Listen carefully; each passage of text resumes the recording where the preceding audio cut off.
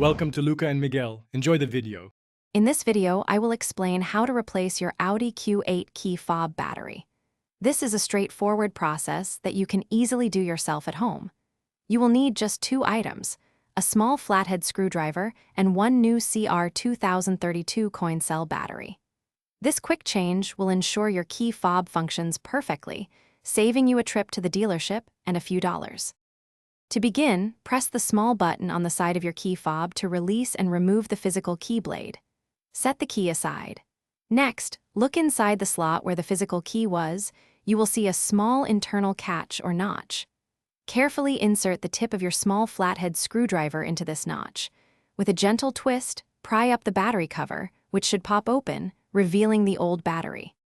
Once the cover is off, observe how the old CR2032 battery is positioned, noting which side faces up. Typically, the positive side, marked with a plus sign, faces upwards. Use your screwdriver to gently pry out the old battery. Now, take your new CR2032 battery and slide it into the cradle, ensuring the positive side is facing up, just like the old one. Press down gently until it clicks securely into place. With the new battery installed, carefully align the battery cover and press it firmly until it snaps back into position.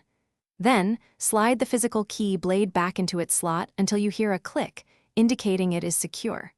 Finally, stand near your Audi Q8 and test all the key fob functions.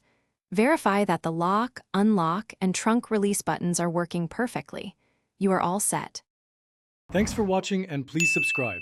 It's the best investment you'll ever make.